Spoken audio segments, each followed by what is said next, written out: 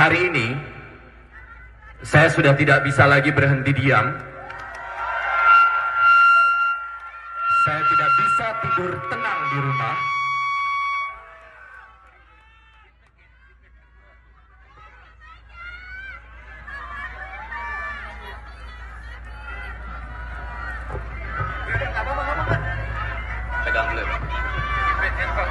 Saya merasa ini adalah waktu yang tepat untuk saya keluar dan bersama dengan kawan-kawan semua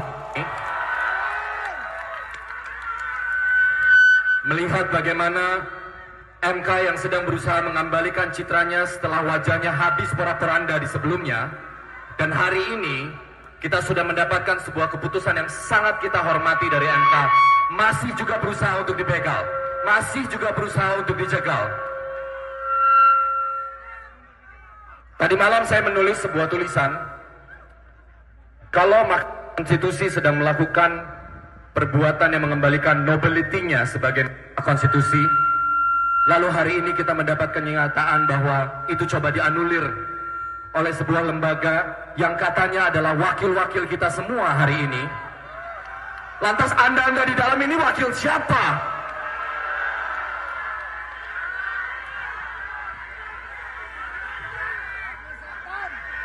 Teman-teman, hari ini semoga energi yang kita punya, kita bisa tetap tertib, kita tetap bisa menjaga demokrasi kita. Sebab saya tidak mewakili kepentingan apapun, saya tidak punya kepentingan personal, saya tidak ikut dalam partisipasi politik praktis apapun.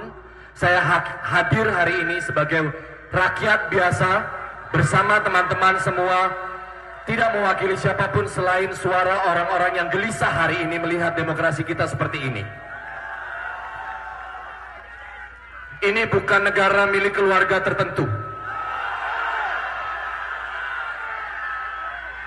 Anda bisa bagus karena ada yang mengkritik kayak gitu kan, ada yang mengontrol, dan itu checks and balances. Tapi kalau Polres Jakarta, Washington kadang-kadang, ini diskusi saya langsung loh dengan empat mata dengan Pak PS di 2019. PS itu Prabowo Subianto. Saya lebih percaya kalau dengan Washington. Iya Pak, whatever. Washington masih punya Tuhan, walaupun sekarang dia ngerjain minimal, apa namanya Gaza. Dolarnya itu US dollar. Iya, in quote we trust. Saya senang menggunakan pemikirannya Al-Farabi. Negara kita ini masuk kategori yang saya sebut, yang Al-Farabi sebut, ini 875 sampai 900 Masehi, Al-Madinah Ad-Dhallah, negara sesat. Apa itu negara sesat? Negara sesat adalah pemimpinnya suka membohongi rakyat. Udah nggak ada rasa malu sama sekali dalam praktek politik. As a political scientist, saya sebetulnya sangat tersinggung karena ini penghinaan luar biasa kepada Departemen Ilmu Politik di seluruh Indonesia, bahkan dunia.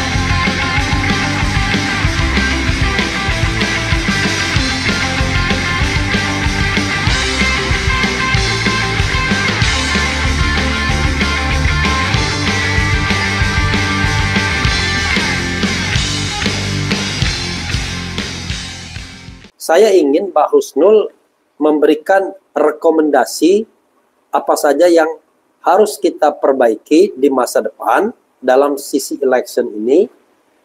5 hal aja sebagai sebuah priority itu dari saya. Mungkin dari Pak Eko. Apa yang mau dititipkan kepada penyambung lidah rakyat Indonesia ini? Apa yang mau dititipkan? Ya, catatan untuk KPU yang sekarang ini, Bu, itu untuk ke depan itu seperti apa? Catatan untuk KPU yang sekarang itu aja, Bu.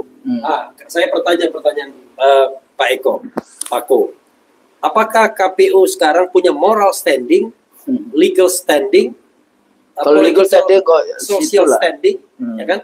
political standing untuk menyelenggarakan pilkada. Sebentar. Nah, itu yang lebih tajam lagi. Oke. Ya, jawabannya enggak dong, kayak gitu. Jawabannya ya moral standingnya itu sebetulnya nggak cuma KPU, penyelenggara, presiden, menteri, bupati, gubernur. Ganti semua. Enggak, maksudnya punya moral standing, enggak moral enggak kayak gitu. Enggak ada yang takut bahwa sila pertama Pancasila adalah ketuhanan yang Maha Esa, kita nanti semua mati, kita harus dihisab, semua harus mempertanggungjawabkan, enggak ada itu konsep itu. Itu satu. Jadi kalau balik lagi semua tahap, jadi dari mulai rekrutmen, tahapan pemilu, ya, jadi regulasi, Anda bikin regulasinya seperti apa, kayak gitu ya. Terus kemudian sejauh mana tadi independensi, kalau Anda dengan mudah bisa diintervensi. Jadi ini proses rekrutmennya. Kemudian sejauh mana KPU berani melawan yang namanya kampanye terselubung melalui lembaga survei. Makanya saya bilang kalau Anda gini loh, masyarakat, rakyat percaya dengan 2000 TPS yang dilakukan oleh lembaga survei. Untuk apa kita bikin pemilu di 800 sekian ribu TPS? Iya. Ya itu kan lebih baik bikin di antara lembaga survei aja. Ya udah silakan, kayak gitu kan. Tapi mau nggak kita nerima itu? Pasti tidak mau, kayak gitu kan. One vote, one person, one value-nya tidak ada. Jadi dari mulai jadi ya tahapan itu semua tahapan detail sampai kampanye, penggunaan aparatus negara. Ya, jadi TSM itu kan begitu. Jadi penggunaan aparatus negara, TNI, Polri, BIN, birokrasi, bupati, gubernur, menteri, gubernur, bupati, wali kota dan sebagainya sampai tingkat camat, sampai tingkat desa karena ada dana desa. Jadi ini satu isu tentang itu. Jadi harus pesertanya harus diawasi, penyelenggaranya harus diawasi, para bandarnya juga harus diawasi karena mereka yang tadi ada isu-isu bagaimana Xi Jinping juga terlibat di dalam konteks itu. Memang nggak bisa negara-negara dunia ketiga akan apakah Jakarta, poros Jakarta Beijing atau Jakarta Washington selama ini kayak gitu kan. Cuma kalau Jakarta Beijing, apalagi kemudian Anda mau ngikutin model Beijing, model Cina, itu cuma satu partai komunis doang. Artinya apa? Tidak boleh ada civil and political liberties. Nggak ada itu di makanya Cina. Kemudian politiknya mau rangkul semua. Seolah-olah kalau ibaratnya dirangkul. Kita itu kalau di luar pemerintahan itu orang yang nggak bekerja. Nah, yang bekerja dalam pemerintahan. Anda bisa bagus karena ada yang mengkritik kayak gitu kan, ada yang mengontrol dan itu checks and balances. Tapi kalau poros Jakarta Washington kadang-kadang ini diskusi saya langsung loh dengan empat mata dengan Pak PS di 2019. Tapi saya lebih percaya PlayStation. PS itu Prabowo Subianto. Saya lebih percaya kalau dengan Washington. Iya Pak, whatever. Washington masih punya Tuhan walaupun sekarang dia ngerjain minimal, apa namanya Gaza. Dolarnya itu US dollar. Iya, in God we trust. Jadi ada Tuhannya. Komunis nggak ada di dalam konteks itu. Jadi itu John Locke loh teorinya yang mengatakan kita jangan memberikan kepada komunis karena ya dia bisa melakukan apa saja. There is no limitation bagi mereka, yaitu jadi balik kepada Pancasila, kemudian tahapan, kemudian lembaga survei harus dibereskan, kemudian tadi ya tahapan itu ya DPT macam-macam itu. Maksudnya Kodari terus harus dibereskan gitu ya? Iya, betul. Enggak cuma Kodari kayak gitu. Siapa yang bayar gitu? Pernah nggak declare? Ya rapatnya di lantai 4, kayak gitu kan? Seperti itu. Itu sebetulnya penggiringan opini, bukan plebiscit demokrasi. Terus yang terakhir adalah yang tadi, moral. Kalau Anda mau jadi anggota KPU, coba ditanyakan kepada diri sendiri, pantas enggak? Saya punya ilmu enggak? Karena nanti saat yaumil hisab susah itu. Pada saat Anda mau jadi calon presiden, mau wakil presiden, pantas enggak Anda memimpin? Ijazahmu itu ijazah benar atau tidak? Urusan ijazah aja begitu. Kalau saya nggak apa-apa kalau Anda kalau saya pastikan ijazahnya palsu. Karena yang asli nggak belum berhasil lihat. Iya. Nggak apa-apa. Anda cuma apa? Yang CC itu? Model C. Paket C. Ya nggak apa-apa. Tapi trust. Karena apa? Prinsip pemilu di dalam ilmu politik itu free and fair, bebas dan jujur. Kalau di dalam konstitusi luber jurdil juga ada jujur dan adil. Untuk bisa menyelenggarakan pemilu yang jujur, maka KPU-nya wajib hukumnya adil. Jadi itu hubungannya. Saya pernah nulis artikel itu, kapan-kapan saya bisa share. artikel saya sebenarnya udah lama tapi masih signifikan kayak gitu di dalam konteks itu. Jadi jujur ini penting. Negara sekarang yang dikatakan nomor 1 bahagia di dunia adalah Finlandia, dan unsur utamanya adalah jujur. Nah, yang kedua, yang terakhir ini, saya lagi memikirkan tentang negara. Kita ini model negara apa? Pancasila. Saya sedang senang menggunakan pemikirannya Al-Farabi. Negara kita ini masuk kategori yang saya sebut, yang Al-Farabi sebut, ini 875 sampai 900 Masehi, Al-Madinah Ad-Dhallah, negara sesat. Apa itu negara sesat? Negara sesat adalah pemimpinnya suka membohongi rakyatnya. Ternyata sudah ada pikiran itu. Nah, kita menuju negara apa? Al-Madinah Al-Fadilah, negara utama. Apa fungsi negara? Mensejahterakan rakyat dan membuat rakyatnya bahagia. Sudahkah kita semua bahagia? Kalau kita mengkritik takut-takut sama pemerintah, nggak bahagia kita. Ya kan? Bayangkan, kita hanya minta yang very limited terhadap pemerintah. Kalau saya pribadi, udahlah, Anda tidak usah berpikir soal kesejahteraan saya, berpikir soal makan atau tidaknya saya. Satu aja, minta demokrasi aja. Jangan Anda tangkap saya karena berbeda pendapat. Itu aja nggak bisa dikasih. sudah dilaporkan ya? Laporkan berkali-kali, dilaporkan. Tapi mudah-mudahan ya, saya dan kita salah. Bahwa Prabowo Subianto orang yang ternyata berkomitmen terhadap demokrasi, memelihara kebebasan pers. Tapi itu tidak bisa cuma harapan. We have to give a pressure. Oh iya. Jadi kita tekan. Kalau kita kalah, kita masuk penjara biasanya kan begitu. Mudah-mudahan tidak. Enggak, urusan penjara dan tidak la haula wala quwwata. Jadi nggak usah takut. Semua tokoh besar sempat masuk penjara. Oke, kalau gitu saya akan datang ke masuk sebentar.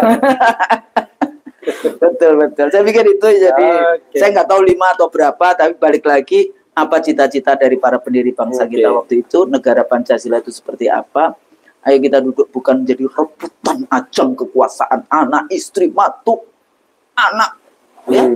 Udah nggak ada rasa malu sama sekali dalam praktek politik. As a political scientist, saya sebetulnya sangat tersinggung karena ini penghinaan luar biasa kepada Departemen Ilmu Politik di seluruh Indonesia, bahkan dunia. Saya malah bingung, Bu Husnul ya. Ini kayaknya kegagalan pengajar ilmu politik. Bisa termasuk kegagalan pengajar ilmu hukum. Karena ternyata mata kuliah yang tidak diajarkan itu malah yang mereka kembangkan. Pragmatisme, money politics, ya kan? Kemudian menyuap, penyelenggara pemilu. Itu nggak ada semua diajarkan di. Enggak, soalnya yang sering kali disebut di dalam definisi Harold Laswell, politik is about who get what, when, and how. Siapa mendapatkan apa, kapan, dan bagaimana. Itu sosiologi sebetulnya. Ilmu politik itu yang paling tinggi adalah moral. Moral itu artinya ya agama di dalam konteks itu, ethics, adil, yang kayak gitu. Baru kemudian kita bahas tentang filsafatnya, baru kita bahas tentang ke publik ya. Jadi kita bahas tentang bagaimana ethics, public ethics-nya. Semuanya. Jadi, ya itu bagus-bagus, bukan yang siapa mendapatkan apa, kapan, dan bagaimana. Itu al-kafirun. Jadi dia mengambil teori yang salah. Teori yang terlalu materialistik. Padahal tugasnya adalah membawa rakyat Indonesia sebanyak mungkin ke surga. Fitunya hasanah. Wakilah tidak hasanah. Wakilah agapan. Oke, saudara sekalian, nanti akan ada sesi lain yang membuat kita jauh lebih menggapai langit, ya. Politik di dunia ini harus begitu aja, ya kan? Tapi tetap kita harus perjuangkan untuk langit, ya. Langit, betul. Oke, mudah-mudahan Pak Eko silakan dulu untuk tutup. Iya. Oke. Insya Allah khair. Kopi sudah, ngobrol sudah. Kapulaga sudah. Kita akhiri sampai di sini diskusi menarik ini bersama Bu Husnul, Bang Refli, dan saya Eko Satya. Usada, sampai ketemu di next week. Ya. Tapi kalau channel Bang Refli terus menarik. Tapi kalau di Pako itu next week. Sabtu pekan depan. Sampai bertemu kembali. Assalamualaikum warahmatullahi wabarakatuh. Waalaikumsalam warahmatullahi wabarakatuh. Keren, jelas.